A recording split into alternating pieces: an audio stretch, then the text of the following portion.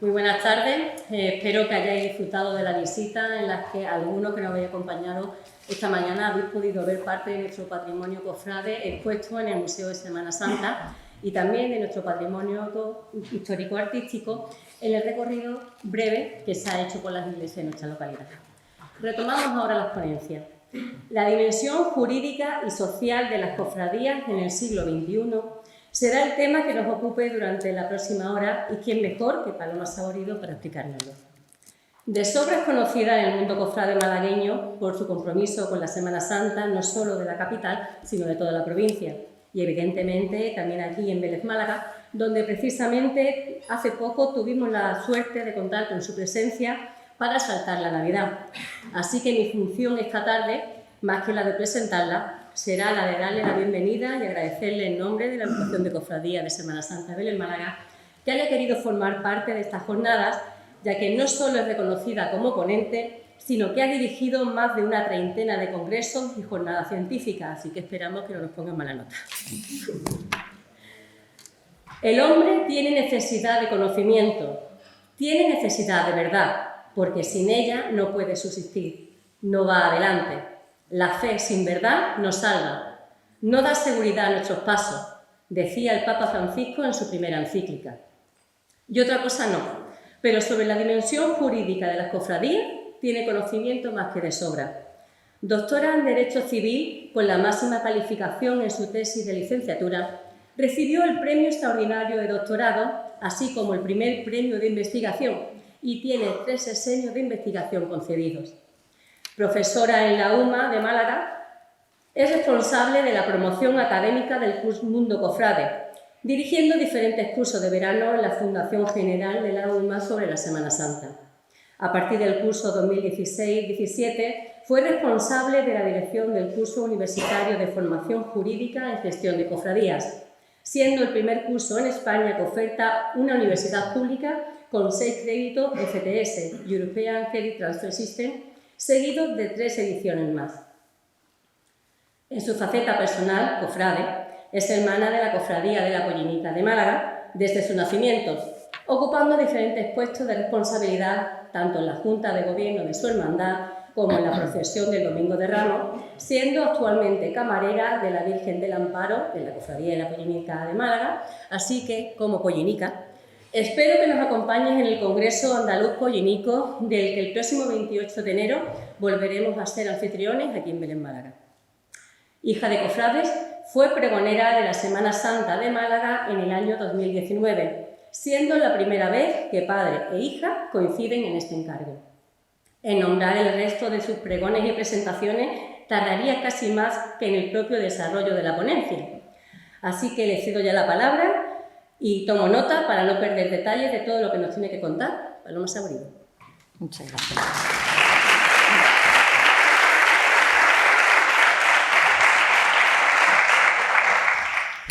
Bueno, creo que se me escucha, sí, ¿no? Buenas tardes.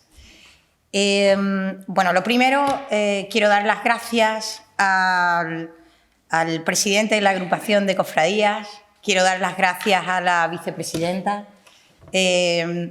Bueno, es una mesa excelente, ¿no? De pollinicas, ¿no? De pollinicas. Y quiero dar las gracias por la invitación que me cursaron ya hace un tiempo.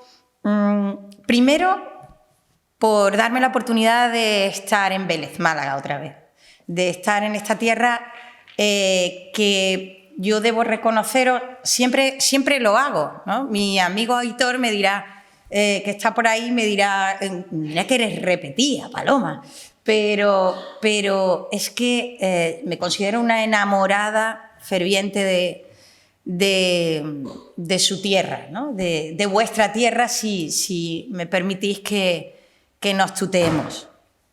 Primero por estar aquí y tener la oportunidad de volver a la tierra de Vélez Málaga, ¿no? Y segundo, os doy las gracias por darme la oportunidad también de participar en este evento que vosotros estáis realizando, el 75 aniversario de la agrupación de cofradías. Creo que que es trascendental que estos momentos a nivel cofrade se celebren de la forma en la que los cofrades sabemos celebrarlo. Y en este caso os doy las gracias, pero además os felicito. Os felicito no solo por esta celebración, sino también por la organización de estas jornadas. Nosotros, los cofrades, yo soy cofrade desde muy pequeña. Bueno, realmente no tengo memoria de cuando comencé a ser cofrade, pero eso, nosotros los cofrades, siempre que queremos celebrar algo, lo primero que llega a nuestra mente es celebrar una procesión extraordinaria, si somos, o una magna, ¿no? E incluso las celebraciones litúrgicas, ¿no? Y si llegamos más allá, incluso organizamos hasta exposiciones, ¿no? De una forma magistral. Pero hay una cierta reticencia en los cofrades a organizar este tipo de actos, jornadas o congresos, dentro del marco de esa celebración. Yo creo que solo aquellas Semanas Santas, solo aquellos cofrades que quieren dar ese pasito más allá, ¿no? Son los que empiezan a organizar este foro de debate, que no es otra cosa que el poner diferentes puntos para empezar a plantearnos otras cuestiones que no sean solo la representación que llevamos a cabo y que es nuestro primer fin y objetivo como asociación de la Iglesia Católica, que es la representación que nosotros realizamos en Semana Santa. Bueno, dicho esto, me gustaría empezar, como veis, nosotros de lo que vamos a hablar es de la dimensión jurídica y social de las cofradías en el siglo XXI. Y vamos a hablar, si veis, vamos a empezar quizá por la base, que son las cofradías en el seno de la Iglesia, para centrarnos ya en esa dimensión social y jurídica, que espero no diste mucho, pero debo advertiros que algo distará de lo que ayer escuchasteis de mi querido amigo don José Ferrari, ¿no? Fijaos en cuanto, si nosotros hablamos de las cofradías, uno se hace esta pregunta, ¿no? El cofrade nos hacemos quizá a lo mejor esta pregunta, ¿no? ¿Qué sentido tienen hoy las cofradías? Hoy en el siglo XXI, ¿qué sentido tiene? Porque realmente no hay, creo, lo hay, pero es uno de los mayores movimientos cuya característica principal es la tradicionalidad, ¿no? Es esa tradición que nosotros nos sentimos quizá incluso protectores, ¿no? para poder desarrollar nuestra finalidad. Y no es otra cosa que la evangelización. Esa es nuestra misión principal en el seno de la Iglesia Católica, hoy en día, es la evangelización. Hay voces muy autorizadas que nos han dicho, sí, es la evangelización, pero es que además una tarea trascendental de las cofradías hoy, en este siglo XXI, vuelvo a repetir, es esa labor social que muchos de nosotros en nuestras hermandades estamos realizando. Es evidente que esa labor social en cualquier asociación hoy en día no puede obviarse. Pensemos, por ejemplo, en estos años tan duros, extraordinariamente duros que hemos pasado, y las asociaciones cofrades han sido las primeras que han dado ese paso adelante, ¿no? Una amiga enfermera me contaba, jefa de enfermería de aquí del Hospital de Málaga de la Sarquía, me contaba cómo algunas hermandades, ¿no?, les ayudaron a darle ciertos materiales, ¿no?, no sé si eran batas quirúrgicas o mascarillas que habían elaborado ellos mismos. Es decir, La pollinica, por ejemplo, el paso, ese paso que han dado las cofradías para cumplir con esa labor social. Bien, pero no nos olvidemos que nosotros tenemos una misión, que es el objetivo principal y prioritario de las hermandades como asociaciones de la Iglesia Católica, que es la evangelización a través de nuestras representaciones en la calle, a través de la utilización de nuestras imágenes para que sirvan como medio para llegar a Dios. A mí me encanta esta foto que os he puesto porque es la primera vez que mi hijo se acercó al cautivo, ¿no? Y el momento en sí y lo que supuso para mi hijo el ver al cautivo de cerca y la emoción que mi hijo, un chico introvertido, demostró en ese instante, me hizo comprender la trascendencia de las imágenes para llegar a acercar a Dios, ¿no? Eso es nuestra misión principal, ¿no? Es la catequesis que nosotros realizamos y la transmisión de ese mensaje. Y utilizamos las imágenes. Utilizamos estas imágenes. Esta imagen fue tomada y creo que si no me equivoco, es de mi amigo Aitor. Es una imagen excepcional de una actividad organizativa increíble que fue la Semana Santa Ciegas, que pusisteis vosotros en marcha en la Semana Santa de Málaga y refleja claramente lo que nosotros somos, ¿no? Somos guardadores de unas imágenes que van a ser el vehículo, ¿no? para llegar a Dios. Y esa es nuestra misión en esta Iglesia Católica, o como miembros de la Iglesia Católica. Y utilizamos la belleza. Exclusivamente utilizamos la belleza en la música, la belleza en esas imágenes, la belleza en el adorno floral, la belleza en los bordados. Esa belleza es el instrumento para cumplir nuestro objetivo. Nosotros en el Congreso del Centenario de la Agrupación de Cofradías de Málaga tuvimos la suerte de poder escuchar a Monseñor Fisichella, que es el presidente del Consejo Pontificio para la Nueva Evangelización, que, como sabéis, dependemos las cofradías directamente de ese dicasterio, y nos decía, bueno, es que le preguntaron, es que algo así, porque mi memoria me falla, hay muchos que estuvieron presentes, pero le preguntaron algo así como, bueno, es que muchos, claro, es que las cofradías nos centramos demasiado en la belleza, demasiado en la estética, ¿no? Esa estética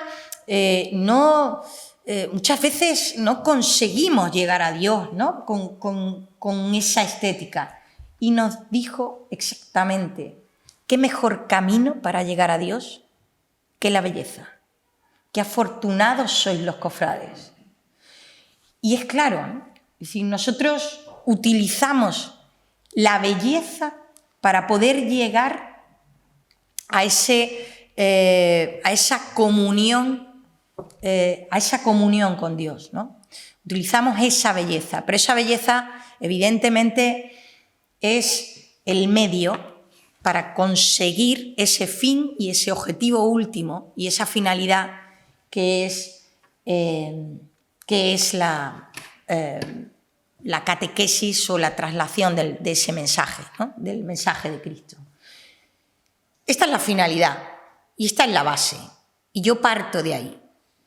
Y digo parto de aquí porque ahora nosotros a lo que nos vamos a entrar, partiendo de esa fuerza de la religiosidad popular, que es en definitiva lo que nosotros desarrollamos en este sentido, y esa fuerza de la religiosidad popular donde nosotros vamos a desplegar el objetivo último de nuestras asociaciones cofrades, pues ahora vamos a ver la dimensión de las cofradías. Cuando nosotros nos planteamos la configuración de las cofradías, la primera pregunta que nos viene a la cabeza es si el origen y pertenencia a la Iglesia Católica de las cofradías las sustrae de la realidad, las sustrae de esa reglamentación de la propia sociedad.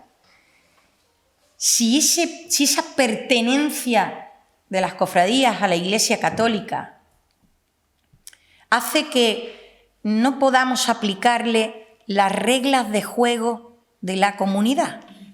Es decir, si la legislación eclesiástica que se nos aplica es exclusiva y excluyente. Claro, en esa configuración uno piensa y dice, bueno, esto sería difícil entenderlo, ¿no? Para responder a esa pregunta, yo creo que lo fundamental es lo que hablábamos o discutíamos en el almuerzo hace un ratito, y es la consideración de las cofradías, la propia naturaleza de las cofradías. No hay una sola asociación de la Iglesia perteneciente a la Iglesia Católica que sea igual a las cofradías, ni se le parece a las cofradías. Esto, que parece que puede ser tajante, es fundamentalmente respuesta de esa multidimensionalidad de las hermandades, de esa variedad de naturaleza que tiene las cofradías y hermandades. Hay un profesor, Isidoro Moreno, que es un catedrático de la Universidad de Sevilla, que es un cofrade de los pies a la cabeza, pero además es el primer profesor universitario que introdujo el estudio de las cofradías en el ámbito universitario, que no fuese en el arte o la historia, y las estudió sociológicamente, y me decía lo siguiente. Dice, Paloma, esto es como si tú vieras las cofradías, imagínate que coges un caleidoscopio y tú observas las cofradías a través de ese caleidoscopio. Es la misma realidad, pero con diferentes perspectivas. Y esas son las cofradías. La cofradía evidentemente tiene una naturaleza religiosa, es su esencia, y de ahí he partido yo la charla de esta tarde. Pero tiene otras múltiples facetas, perspectivas, naturalezas o dimensiones. La dimensión social, la dimensión cultural, la dimensión artística, la dimensión histórica y la dimensión jurídica. Diferentes modos de ver un mismo fenómeno. ¿Cuál es el problema? Y aquí no estoy algo de acuerdo con mi amigo don José Ferrari, pero los que asististeis ayer a la charla, pues os diré, no estoy en nada de acuerdo con don José Ferrari. No hay que obviar ninguna faceta que pertenezca a las hermandades, porque entonces restaríamos la trascendencia, la esencia de las cofradías. Porque las cofradías, fijaos, tienen una naturaleza religiosa, ¿no? Es clarísimo. Vuelvo a repetirlo. Utilizamos esas imágenes como medio para conseguir nuestro fin, como objetivo para atraer al máxima gente posible, para enseñarle al máximo número posible de personas, de ciudadanos, el mensaje de Cristo. Pero tiene una naturaleza social. En esa naturaleza social podemos derivarla, si lo queréis, en una naturaleza económica, turística, artística, una naturaleza histórica, que podemos englobarla en esa perspectiva social o sociológica. Y así uno es lo que Isidoro Moreno hablaba del hecho social total, ¿no? Engloba muchísimos aspectos. Y aquí podemos ver cómo cuidamos el arte, el encargo artístico, fundamentalmente, pero sobre todo, sociológicamente, nos encontramos con una identidad de la propia persona, del propio cofrade, que se identifica con su propia hermandad. Es decir, hay un sentimiento de pertenencia a la hermandad, de pertenencia a la propia comunidad. Por un lado, tenemos, fijaos, lo podemos ver desde dos puntos de vista. Desde un lado es el propio cofrade, o mejor dicho, es la propia cofradía, la que aúna a un grupo de personas que se sienten identidad y en comunidad. Lo primero que yo he dicho, aquí estamos dos pollinicas, ya nos sentimos unidas. Es decir, hay un sentimiento sociológico que no tiene nada que ver con lo religioso. Yo rezo, probablemente la vicepresidenta rece a su propia imagen, mientras yo rezo a la mía. Son completamente distintas, de naturaleza artística diferentes, y sin embargo nos hemos sentido unidas a través de un sentimiento de pertenencia a una cofradía que se denomina de la misma forma.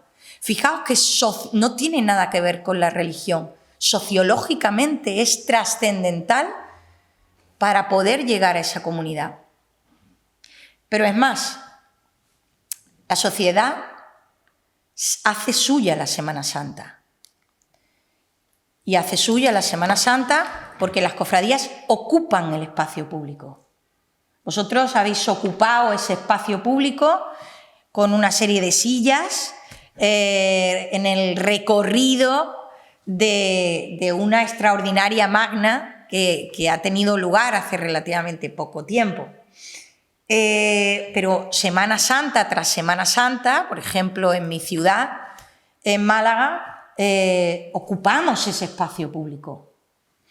Ese espacio público se ocupa claramente porque la ciudad, que es donde estamos en un ordenamiento jurídico aconfesional, hace suya la Semana Santa no porque sea un movimiento religioso, no por su naturaleza religiosa, sino por esa naturaleza social que la caracteriza. Y aquí hay un dous des. Es decir, aquí yo soy cofrade, yo soy cofradía, hermandad, y yo utilizo, para cumplir mi objetivo, utilizo las calles, las plazas. Fisichella nos decía, hay que salir a las plazas. La Iglesia no se puede quedar encerrada entre sus muros. Hay que salir a la plaza.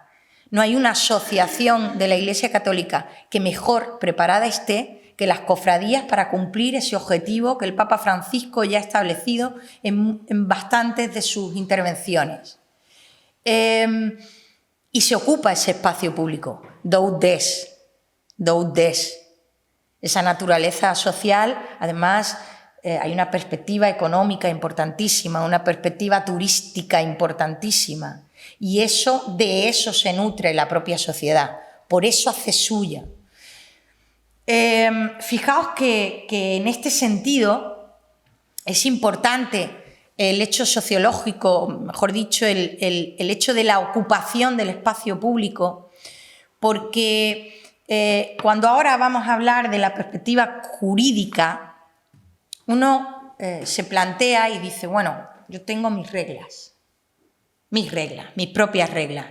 Esta mañana habéis tenido seguro, y debo disculparme porque no he llegado a tiempo, porque quería haber escuchado a la ponente de esta mañana, ¿no?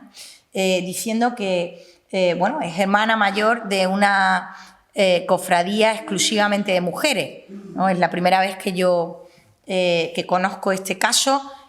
Ahí sí que conozco en el territorio español bastantes casos como ahora veremos, de cofradías que solo pertenecen hombres y se prohíbe el acceso a la mujer. Bueno, son estatutos y si lo permite la legislación eclesiástica, perfecto. ¿Cuál es el problema? El problema es que ocupamos un espacio público. El problema es que al ocupar un espacio público debemos aceptar las reglas de juego de ese espacio público.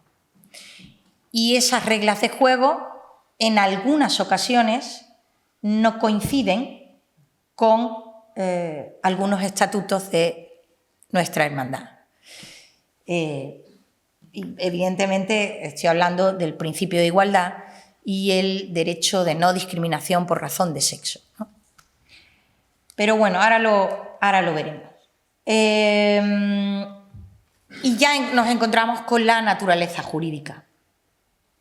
Fijaos, en la naturaleza jurídica uno se plantea y dice, bueno, es evidente que para el cumplimiento de nuestros objetivos principales, las cofradías y hermandades se hallan inmersas en el tráfico jurídico. Inmersas en el tráfico jurídico porque, vuelvo a repetir, no existe una asociación de la Iglesia Católica con una actividad contractual tan intensa como tienen las cofradías. Quizás sea por el número de asociaciones cofrades existentes a nivel nacional. Quizás sea por el ingente número de relaciones contractuales que cada una de las hermandades está realizando. Quizás sea por la independencia económica. Quizás sea porque son las asociaciones que más asociados arrastra dentro de la propia Iglesia Católica. El caso es que no existe otra igual. Y esto nos lleva a mantener determinadas múltiples relaciones contractuales. Esas relaciones contractuales se dan en muchas facetas, en muchísimos campos. Yo he traído algunos ejemplos, pero podemos verlos en infinidad de casos. Por ejemplo, uno se plantea y dice, bueno, es que la relación contractual acerca del contrato de obra, en este caso, utilizando el término jurídico, pues es un contrato de obra o un contrato de servicio, dependiendo de la conclusión a la que lleguemos, pero el contrato de obra de un trono, por ejemplo, o de una imagen.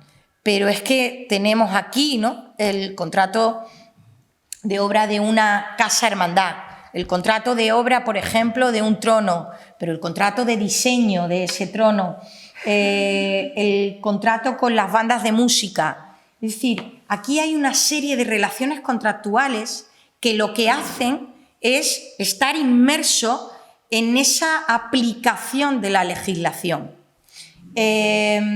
Aquí estaríamos hablando probablemente de la aplicación del Código Civil, de la normativa sobre regulación contractual del Código Civil.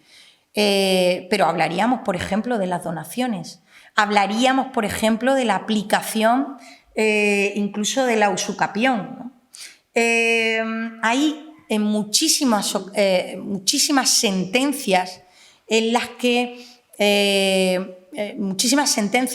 se reconoce primero la competencia de los tribunales civiles para reconocer sobre conflictos entre las hermandades con particulares, ¿no? Aquí, por ejemplo, podríamos hablarlo ahora, si queréis, en el debate, ¿no? Pero podríamos ver casos, por ejemplo, si vemos casos de casas hermandades, ¿no?, o de obras que se han realizado en casas hermandades de algunas ciudades, pues el caso en el que porque falta dinero. Hay un caso concreto, creo que es en Córdoba, de una sentencia en la que se autoriza a realizar hasta un límite de dinero, se autoriza por parte del obispado, en concreto, en la disposición económica del obispado, le autorizan a realizar una serie de obras con un límite económico. Y entonces, pues el hermano mayor, en ese caso, en ese momento, decide que para llegar a realizar la obra total, que lo que va a hacer es prestarle a la hermandad pues el dinero que falta. A los 2 años, cuando termina la obra, hay elecciones y todos somos cofrades, los aquí presentes, sucede que no gana la candidatura de este hermano mayor y el hermano mayor presenta la deuda para que le sea abonada. Y la nueva Junta de Gobierno lo que hace es decir que eso era una donación y que no van a abonar ese pago del precio. Y entonces llega a los tribunales. Fijaos hasta qué punto no es la primera sentencia, ¿no? Hay muchísimas sentencias, en este caso, de exigencias de pagos de determinados abonos, ¿no? En este caso sí que había un acta en el que se decía que era un préstamo. Pero hay otros casos en los que son donaciones, en los que se dice que es donación y cuando la persona pierde en el momento, el cofrade pierde, después se exige y demanda a la hermandad, ¿no?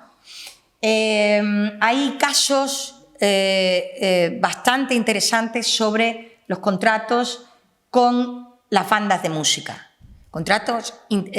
Sentencias interesantísimas, pero además relaciones contractuales interesantísimas, desde bandas que, llueva o no llueva, introducen una cláusula del pago del 100% de la cantidad, cosa que es extraordinariamente raro encontrarnos un contrato fuera de las bandas de música que sea así. Es decir, que la consecuencia primera sea que la banda no realiza su actividad a la que se ha venido obligando por contrato y, sin embargo, va a recibir el 100% de la cantidad. Bueno, pues eso se ve hoy en los contratos con bandas de música. Probablemente sea porque hoy le damos una extraordinaria importancia, trascendencia a la música. No al acompañamiento musical. Y con esto no quiero explicarme mal, ¿no? Yo soy una amante ferviente de la música, ¿no? Pero sí es cierto que hoy se ha magnificado, ¿no?, si me permitís, el acompañamiento musical o el traer una banda y no otra. Y eso hace que nos encontremos contratos de ese estilo, ¿no?, de ese tipo, o cláusulas en los contratos de ese tipo, ¿no? O, por ejemplo, cuando encargamos un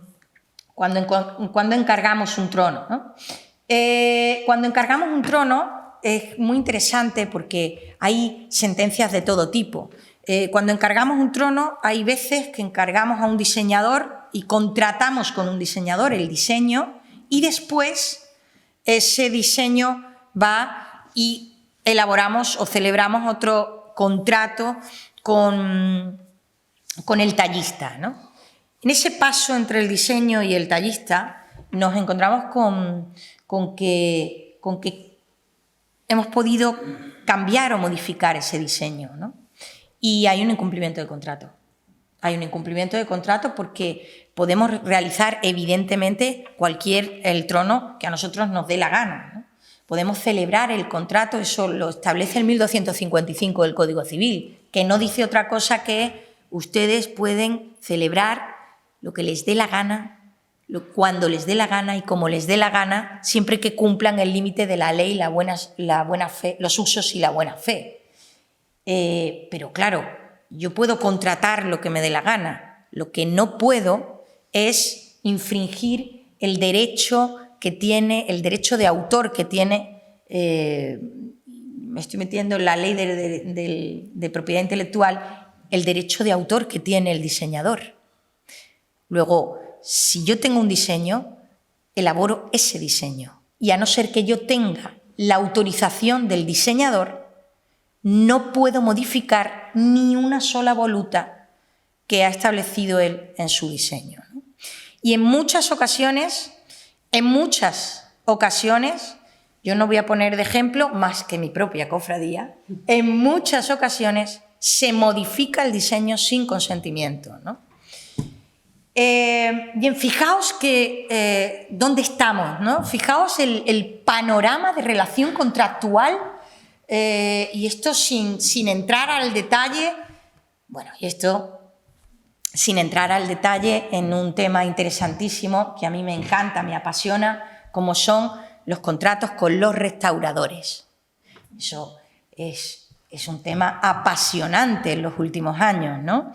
Porque una restauración de repente se convierte en otra cosa, que no es un contrato de restauración, que el restaurador no ha restaurado, ha modificado la imagen.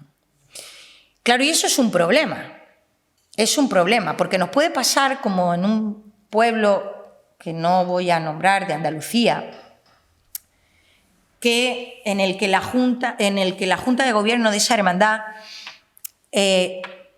celebró un contrato de restauración con un imaginero, y el contrato era de restauración. Y cuando llegaron a restaurarla, pues los miembros de esa Junta de Gobierno le insistieron en la modificación estética de la imagen, una modificación palpable de la imagen. A lo mejor algunos tenemos nuestros ejemplos en la cabeza ahora, ¿no? Cuando el imaginero hace exactamente lo que les dice la Junta de Gobierno, cuando llega la imagen, el cabildo de la Junta cuando llega la imagen, el cabildo, los hermanos de esa cofradía ponen el grito en el cielo y les dicen que hay un incumplimiento contractual. Bueno, exactamente no les dicen que hay un incumplimiento contractual. Hubo otra serie de argumentos que todos, como somos cofrades, también nos podemos imaginar. Aquel cabildo. ¿Qué ocurre? Que esa Junta de Gobierno intenta demandar al restaurador. Entonces lo demanda por incumplimiento. ¿Por qué? Porque tenían un contrato que decía restauración y lo había modificado. ¿Qué ocurre? Que en la sentencia de primera instancia le dicen, mire usted, sí, el contrato lo dice, pero ustedes modificaron de forma verbal ese contrato. Lo modificaron ustedes, no hay un incumplimiento. Ha habido una modificación bilateral del contrato de forma verbal. Luego no existe incumplimiento ninguno, ¿no? Esto sucede en muchos casos, ¿no? Es decir, sucede que hay una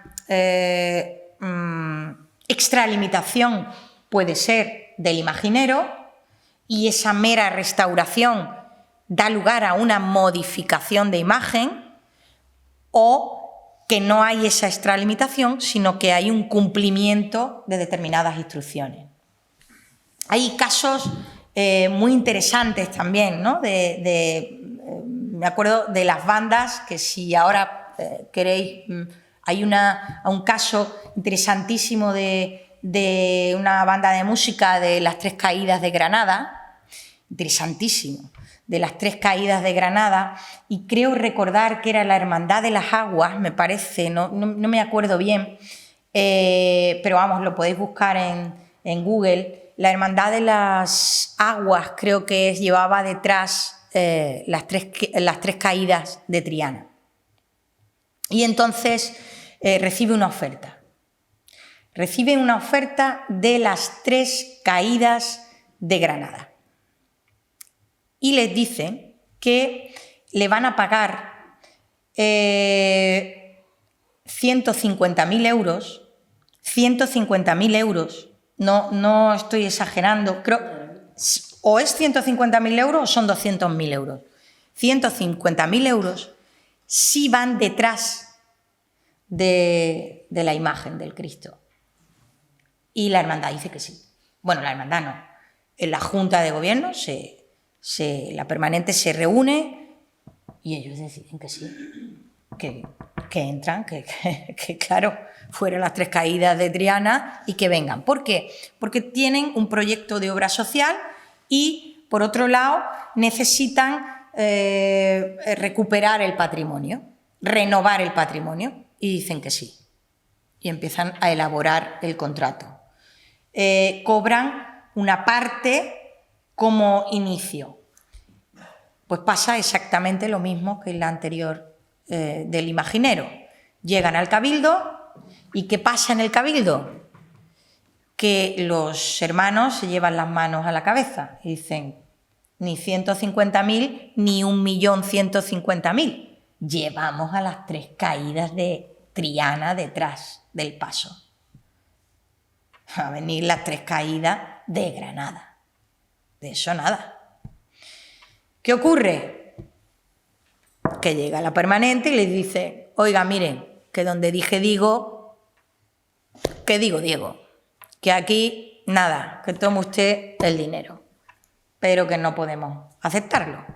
¿Qué hacen las 3 caídas de Granada? Dicen, no, nosotros ya tenemos contrato.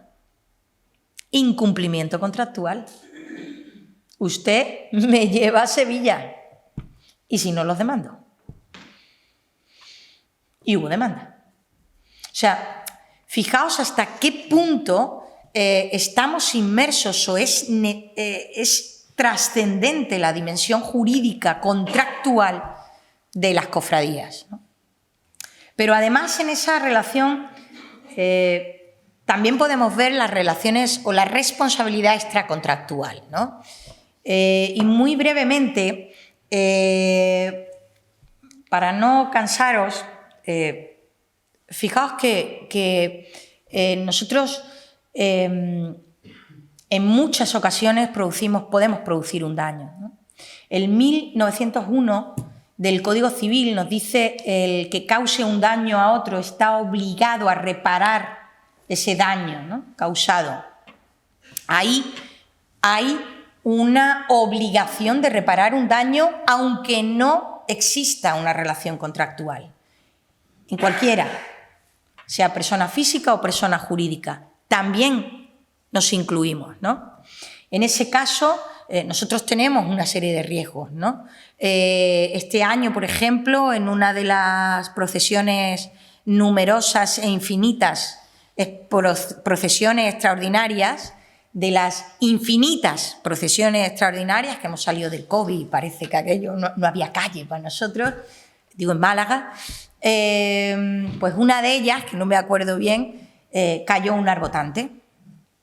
Cayó un arbotante del trono de la Virgen y le dio a una serie de personas, ¿no? Produjo lesiones que nosotros estamos obligados a reparar, ¿no? La cera.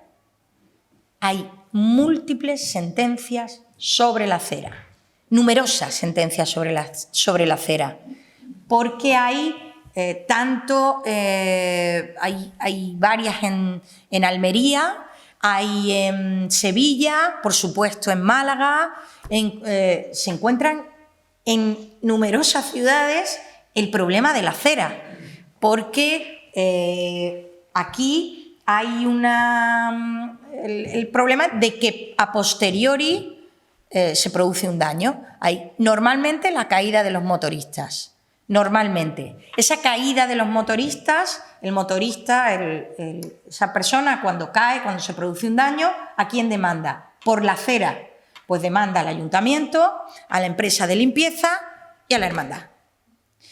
¿Cuál es el problema? Aquí diferenciaríamos, ¿no? En esas sentencias diferenciamos dos distintas decisiones. Diferenciamos si estamos en época de Semana Santa o si estamos en una procesión extraordinaria. Y la diferencia está en el autoconocimiento de esa persona de la posibilidad del riesgo, ¿no? Es decir, yo paso un miércoles santo por la mañana por las calles de Málaga, o paso un sábado santo por las calles, por ejemplo, de Vélez Málaga, por donde han pasado ya diferentes, distintas y numerosas hermandades. ¿Y qué sucede? Pues sucede que sé que tengo la posibilidad o el riesgo de que exista cera en el suelo, ¿no? Pero en una procesión extraordinaria no. Y entonces nos encontramos sentencias en las que se responsabiliza a la empresa de limpieza, se responsabiliza al ayuntamiento, pero se responsabiliza también a las hermandades, normalmente, usualmente, sobre todo en las procesiones extraordinarias. Hay una sentencia muy divertida que es de Sevilla, que es de un albacea, ¿no? que cae, si queréis, bueno, pues después lo vemos, pero es un prioste de una hermandad famosa de Sevilla que demanda a su propia hermandad por haberse caído después de haber subido a recoger una cruz guía, porque la escalera que puso no tenía gomas y entonces resbaló y se cayó porque había cera en el suelo, ¿no? Y es muy divertida esa sentencia porque el magistrado que la lleva dice, hombre, los cofrades pues ya saben dónde trabajan, pero es más, que usted era prioste, o sea, que sabía perfectamente, y si allí había cera, ha incumplido mal su labor de prioste, ¿no? Es muy divertida esa sentencia, pero fijaos hasta qué punto, ¿no? Pues podemos encontrar casos, ¿no? Bueno, y ya por último, os he hablado de la responsabilidad contractual y extracontractual. Esto está en el Código Civil, pero hay otras leyes distintas que también se nos aplican. Por estar en este tráfico jurídico que nosotros estamos inmersos, ¿no?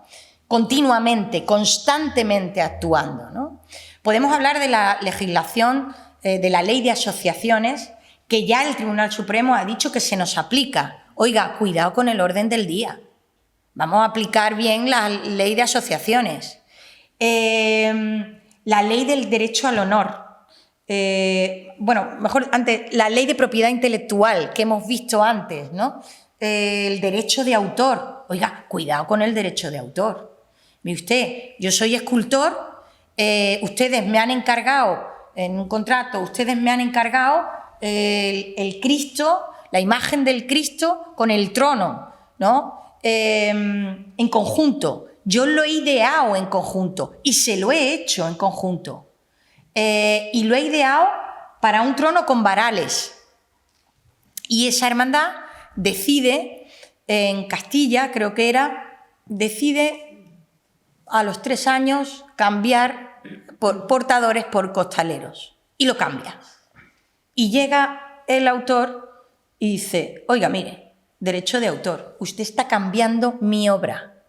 Y como está cambiando mi obra, usted ha incumplido, traiga la obra. Y le da la razón. Sí, es que usted ha incumplido la ley de propiedad intelectual. Fijaos hasta qué punto las legislaciones tenemos que cumplirlas, ¿no? Hay un caso, la ley del derecho al honor, muy reciente. Esto es una pizarra que nos encontramos por el paso de mi Virgen del Amparo en la extraordinaria que en octubre tuvimos, ¿no? Una más, ¿no? y nos encontramos esto. Amparito Calavera. ¿Por qué? Porque era el fin de semana de Halloween. Y entonces, bueno, los que dicen, bueno, Paloma, a ver, ahí no se reconoce tu virgen, ¿no? Vale, bueno, no se reconoce, ¿no? Se reconoce el derecho al honor de las personas jurídicas. Se vulnera el derecho al honor de la cofradía. Era directamente, ¿no?, enclavado en un sitio donde nosotros pasábamos, ¿no? ¿Se vulnera? ¿Se puede aplicar realmente? ¿Podría la entidad, la cofradía, la hermandad, demandar por una vulneración del derecho al honor? Esto estuvo en redes y corrió bastante en redes sociales, ¿no? Yo no digo ni que sí ni que no, tengo mi propia opinión. Lo único que digo es que se aplicaría la ley del derecho al honor. Y ya para finalizar, que es el tema que más me encanta y el que no voy a meterme, porque hay una mesa redonda que me interesa muchísimo. Si estamos de acuerdo todos, creo, los aquí presentes, después de ver todos los casos, y sobre todo no todos, hasta el Tribunal Supremo está de acuerdo en que se nos aplica la norma civil en todos los aspectos, Código Civil, Ley de Asociaciones, Ley del Derecho al Honor, Ley de Propiedad Intelectual, y la Ley de Igualdad entre Mujeres y Hombres del 2007. ¿Se aplica? Aquí, todos aquellos que deciden, dicen y manifiestan que toda la legislación anterior se aplica a las hermandades, esta ley en concreto no se aplica a las hermandades. Yo solo expongo o traigo a colación la idea que he puesto a mitad de la charla. Ocupamos un espacio público. Y cuando ocupamos el espacio público, aceptamos las reglas de juego de ese espacio público. El problema de esto, de algunos cofrades,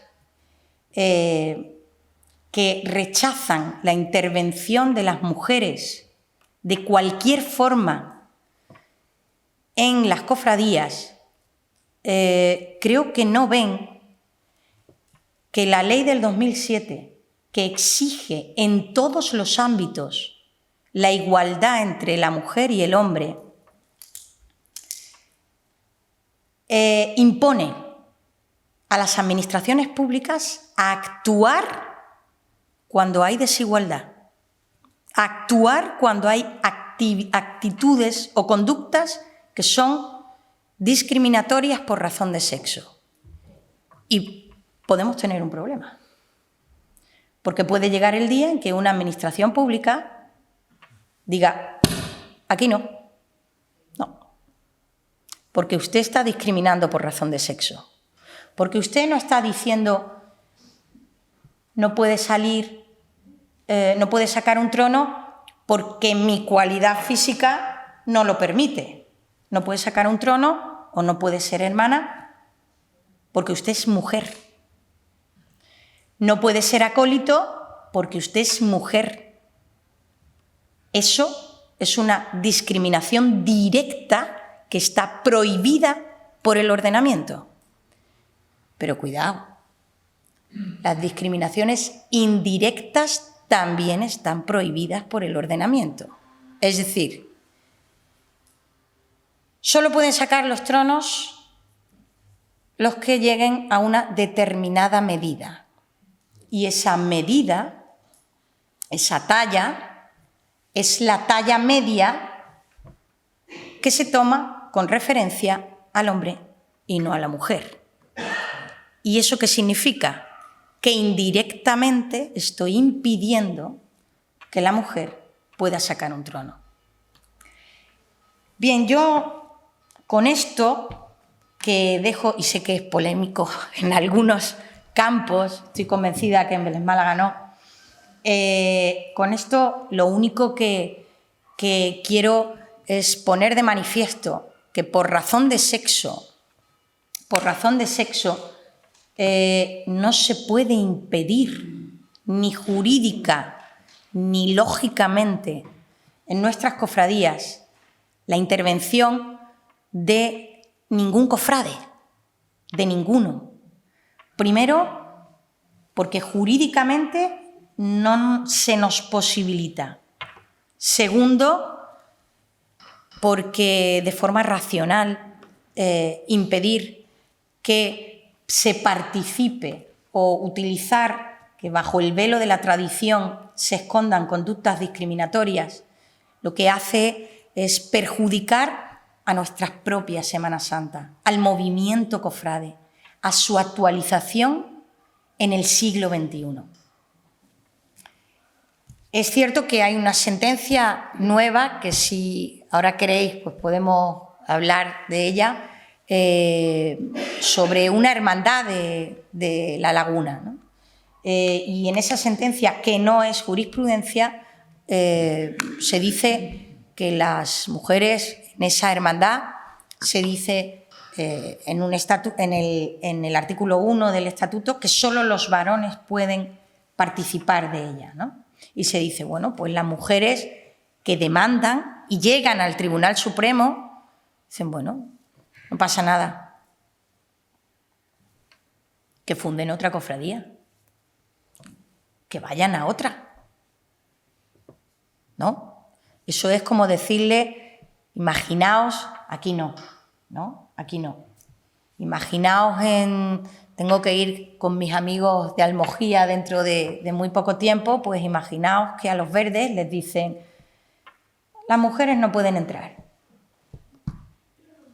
Si tenéis los morados, iros. Es el pleno desconocimiento absoluto del funcionamiento de las cofradías y hermandades, ¿no? Bueno, y no me quiero extender más. Yo solo con esto he querido elaborar un recorrido por la naturaleza de las cofradías, sobre todo por su dimensión social y jurídica, que es trascendental para cumplir la finalidad que nosotros, el objetivo que nosotros tenemos como asociaciones cofrades, el único objetivo, que es, mediante nuestra representación, mediante las magníficas y maravillosas, excepcionales representaciones que hacemos en la Semana Santa, llegar a cumplir el único objetivo principal y prioritario, que es trasladar el mensaje de amor de Cristo. Y nada más. Muchísimas gracias.